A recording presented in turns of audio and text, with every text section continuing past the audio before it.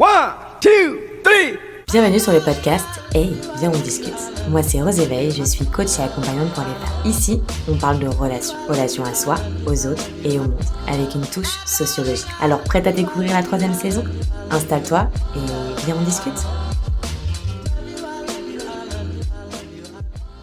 Hello et belle année à toutes et tous. On est en 2026, j'enregistre actuellement un dimanche, le 4 janvier, et j'avais envie de vous faire un petit épisode sur comment je peux me sentir bien en 2026. Alors pas forcément en mode objectif performance, comment je peux être mieux, meilleur que l'année dernière, parce que pour moi tout est une forme d'évolution, et que justement si on peut reprendre des choses qu'on a fait l'année d'avant et les perdurer l'année d'après, c'est génial, parce qu'en fait ça veut dire qu'on augmente notre connaissance de soi et notre bien-être sur ce qui nous fait déjà du bien. Et figurez-vous que, par hasard, je suis retombée sur un tableau que j'avais fait pour les résolutions 2026 et j'ai trouvé top et j'avais envie de vous le partager. Je l'ai disséqué en plusieurs phases, donc il y avait tout ce qui était professionnel, relationnel, tout ce qui est ressources, ce qui me fait du bien, donc la relation à soi, la santé physique et l'argent. One, two, three.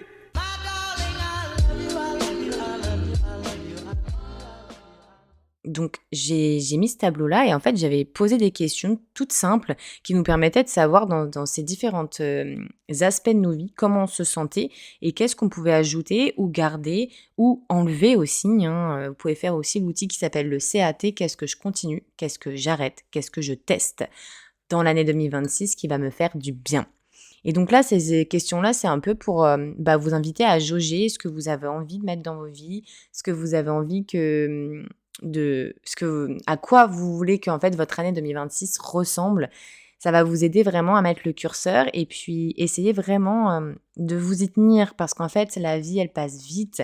On dirait que j'ai 56 ans et que j'ai fait déjà la moitié de ma vie, mais c'est vraiment ce que j'invite à faire parce que pour le coup j'ai eu 30 ans et ça m'a fait réfléchir sur la vie, sur son essence, sur ce sur quoi on peut faire l'impasse parfois parce qu'on se dit qu'on a le temps, parce qu'on remet à plus tard, parce que c'est toujours demain, mais en fait finalement de quoi est fait demain on ne sait pas. Et pourquoi pas en fait dès qu'on a quelque chose qui nous attire, qu'on a envie de faire, qu'on a envie de perdurer, pourquoi pas le mettre en place dès maintenant. Et puis il s'avère que les nouvelles années sont souvent propices à ça, même si on peut toujours faire le point un petit peu quand on veut. Je vous invite à le faire d'ailleurs si vous en avez envie. Si des fois vous vous sentez pas toujours en phase avec vous-même, essayez de revoir un petit peu avec ces questions-là. Pour le pro, j'avais mis « Est-ce que ton travail est un élément de ta vie que tu veux bosser ?» C'est-à-dire, est-ce que tu te sens bien dans ton travail ? Est-ce que ce que tu fais t'épanouit ? Est-ce que c'est quelque chose qui n'est pas si important pour toi ? Parce que je sais qu'il y a des personnes qui ont un travail qui n'est pas l'extase, mais pour autant, ça leur convient en fait. Parce que métro, boulot, dodo, en tout cas, leur métro, boulot, dodo leur convient. C'est un travail qui leur prend pas la tête. Et du coup, c'est pas un problème pour eux de rester dedans. Si c'en est un, ok, comment je peux faire pour arranger... Désolée, c'est mon petit chien. Comment je peux faire pour me sentir mieux dans le travail ? Comment je peux faire pour être plus épanouie ? Est-ce que j'ai des possibilités de voir ailleurs ? Qu'est-ce qui fait que je pourrais l'améliorer ? Donc ça, c'est une première chose. Est-ce que je me sens alignée avec mes valeurs dans mon travail ? Les valeurs, c'est qu'est-ce qui est important pour vous en fait. Le respect, ça va être différent pour tout le monde. L'écologie, la rigueur, enfin voilà. Après, c'est à vous de voir le travail sur les valeurs. Et ça, c'est un outil hyper important et hyper intéressant à exploiter. Définir ses valeurs, ça nous aide à avoir un curseur dans tout, dans nos vies. Que ce soit pour le pro, mais pour nos relations, pour qui on est, pour ce qu'on fait, même à côté, toutes les activités qu'on fait à côté, des choses, même si dans ton travail, t'es pas aligné à tes valeurs à 100%, parce que des fois, on peut pas toujours l'être en pro, essayer de voir comment je peux l'être ailleurs, parce que dans mon travail, j'ai pas envie de bouger ça pour l'instant. Ça, c'est des choses qui peuvent vraiment vous permettre de vous sentir mieux, vous sentir plus vous. Est-ce qu'il y a quelque chose que je voudrais assainir ? L'organisation, ma relation au travail, est-ce qu'il y a vraiment quelque chose que je pourrais changer qui fait que je me sens mieux et vraiment essayer de m'y mettre. On a toujours la flemme, le changement ça fait peur et ça donne la flemme tout simplement. Mais vraiment, une habitude ça met à peu près 3 semaines à rentrer et si on sent que c'est des choses qui peuvent nous permettre de nous organiser, je sais pas, avoir un agenda, faire des blocs-temps, nous faire des pauses plus souvent, essayer de voir comment est-ce que je peux me sentir mieux, qu'est-ce que je peux assainir si il y a des choses que je sens qui sont pas ok en fait dans mon travail en ce moment. Ensuite, j'avais mis les relations. Comment je m'entoure ? Est-ce que j'ai des amis depuis des années avec qui je me pose pas trop la question de si je me sens bien, mais malgré tout je reste, mais je suis pas si épanouie que ça ? Est-ce que j'ai des façons de rencontrer d'autres personnes ? Est-ce que je me sens bien dans mes relations ? Ou parfois c'est un petit peu toxiques, j'aime pas ce mot parce qu'on l'utilise à tort à travers, mais en tout cas, elles ne m'épanouissent pas? Est-ce qu'il y a des choses que j'ai envie de dire? Est-ce que il y a voilà, des choses qui me pèsent sur le cœur? Comment je pourrais le faire? Comment est-ce que je pourrais assainir ça? Est-ce que je pourrais envoyer un message? Est-ce que je pourrais tout simplement organiser un petit verre où on en parle autour? Voilà, comment je m'entoure? Comment je me sens? Est-ce que je me sens bien dans mon environnement? Donc ça, c'est dans votre environnement relationnel, mais aussi votre environnement à vous. Est-ce que vous vous sentez bien chez vous? Est-ce qu'il y a des choses que vous avez dit: «Oh, j'aimerais bien me racheter un tapis, mais ouais, on verra plus tard», et puis vous le faites pas? Mais c'est bête, mais petit tapis cocooning, un petit plaid, une petite tasse dans lequel vous prenez votre thé, je sais pas, une parure de drap que vous trouvez jolie et que vous êtes contente de retrouver tous les soirs, et que quand vous vous mettez dedans, vous vous dites: «Ah, c'est trop cool que j'ai fait ça». Des choses en fait de la déco, changer la déco, petit à petit, des choses qui vous font plaisir. Quand vous rentrez, vous êtes contente, vous êtes heureuse en fait de retrouver cet environnement où vous vous sentez bien. Ou est-ce que tout simplement vous vous sentez trop bien et vous vous dites: «Ah mais en fait, je suis trop bien chez moi et ça me fait plaisir», et dans vos relations, pareil. De quoi j'ai besoin socialement pour trouver l'équilibre? Ça, c'est une question qu'on se pose pas souvent, mais parfois on a l'impression qu'il nous manque quelque chose. Et ça revient un petit peu au truc de qu'est-ce qui me fait vibrer, qu'est-ce qui me fait du bien, qu'est-ce qui me donne de la joie, des bonnes sensations dans mon corps. Ça peut être tout simplement faire un dîner avec des amis, ça peut être découvrir de nouvelles personnes, de nouvelles choses aussi si c'est la relation à nous-mêmes. Ça peut être aller voir ma famille au moins une fois par mois, appeler quelqu'un, envoyer des messages, je sais pas, en fait ça peut être tout, et parfois en fait ça peut être rien.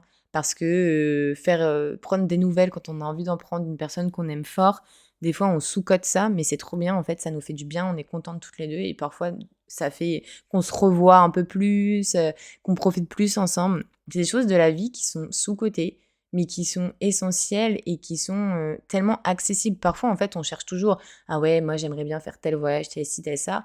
Il faut de l'argent, donc du coup c'est plutôt compliqué, donc on va un peu s'enfermer dans ce truc-là, de se dire: «Bah, attends, je vais économiser, je vais moins faire ci, moins faire ça».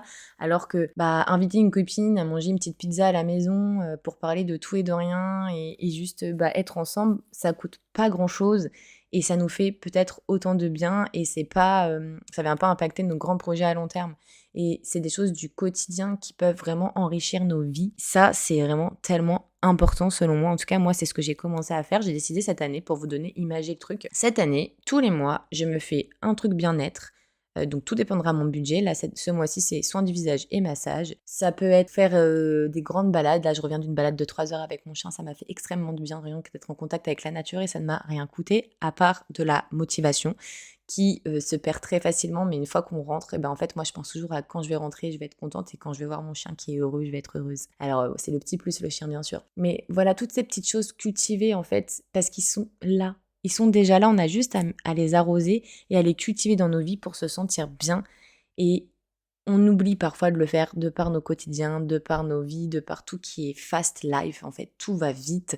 Mais pourquoi pas s'arrêter et se dire: «OK, qu'est-ce que j'ai autour de moi que je peux cultiver déjà avant d'en rajouter?» 1, 2, 3.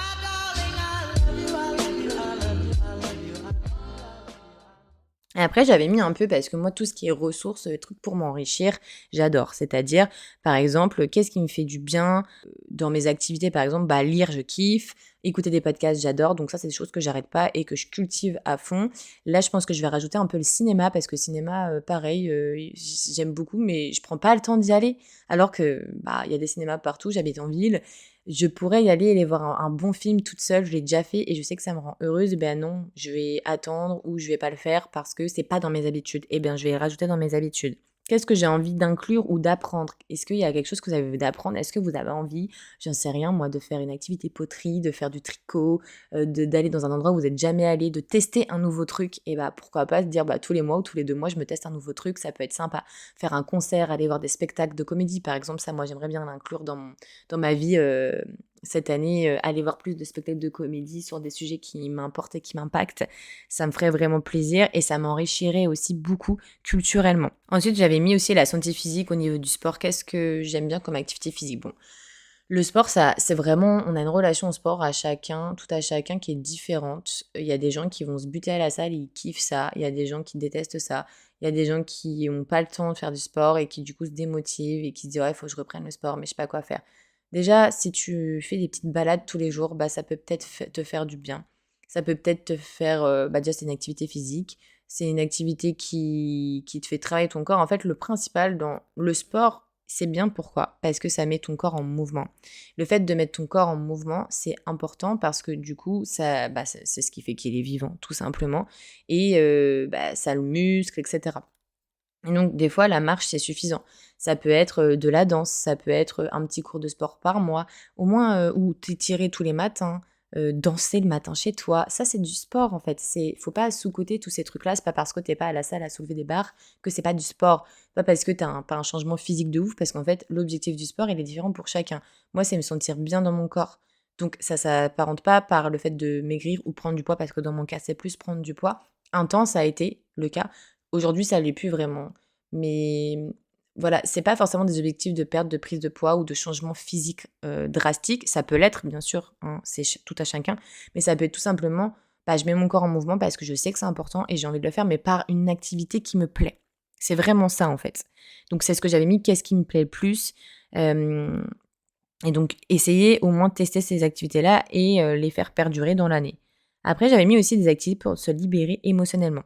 Exemple, j'avais, initié ma famille, enfin moi aussi du coup par la même occasion, à un truc où vous savez où on casse tout et ça nous a vachement libérés émotionnellement, ça nous a fait du bien, on s'est sentis tellement bien après avoir fait ça, je vous jure, c'était libérateur, mais vraiment, ça fait trop du bien de pouvoir casser des choses. On a crié, pleuré, je sais même pas tellement il y avait même pas la place pour cette émotion, on s'est sentis vidés après. Mais après, il y a d'autres choses. Il y a la lecture, ça peut en être, la respiration, le fait de dessiner, faire une activité manuelle, construire quelque chose, peindre. Encore une fois, ça peut être aussi aller marcher. Ça peut être aussi, je sais pas, moi-même aller marcher avec une copine, parler de choses, aller dans la forêt. Ça peut être plein de choses, mais qu'est-ce qui fait que je me libère émotionnellement? Parce que libérer par le corps, c'est aussi une libération émotionnelle. Et penser un peu à comment je me sens bien dans ma tête, écrire, il y a tellement de choses, il y a tellement de choses. Si vous avez des idées d'ailleurs, vous pouvez commenter. Qu'est-ce qui, vous fait du bien émotionnellement, vraiment? Est-ce que déjà vous ressentez vos émotions? Est-ce que vous savez les situer?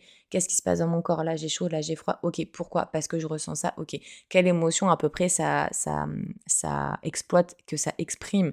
Essayez de vous relier à ça pour mieux vous comprendre et être beaucoup plus aligné avec vous-même. C'est quelque chose qui peut vraiment faire du bien. Ça peut prendre du temps parce que des fois, on est très déconnecté. On est dans une vie qui nous déconnecte. On apprend à être déconnecté de ce qu'on ressent, de ce dont on a besoin, de nos émotions. Et pourtant, en fait, si elles sont là, si on est humain comme ça, c'est qu'elles sont essentielles. C'est qu'elles nous apprennent quelque chose. C'est qu'on doit fonctionner avec, sans être une injonction. Mais en fait, c'est juste notre fonctionnement. C'est comme si on nous disait, tu as des poumons pour respirer, mais tu peux contourner et avoir plus de difficultés, du coup, te déconnecter de ça, alors que en fait, on est fait fondamentalement pour respirer par les poumons et l'air qui passe. Les émotions, c'est pareil, sauf que c'est moins palpable. C'est pour ça, vu que c'est pas physique, on va moins en prendre soin souvent. Donc tout ça, c'était tout ce qui était santé physique et psychique. Et moi, j'avais rajouté l'argent parce que j'avais envie de travailler ma relation à l'argent. Parfois, on se retrouve un peu coincé dans des schémas qu'on a toujours connus, qu'on a toujours vus.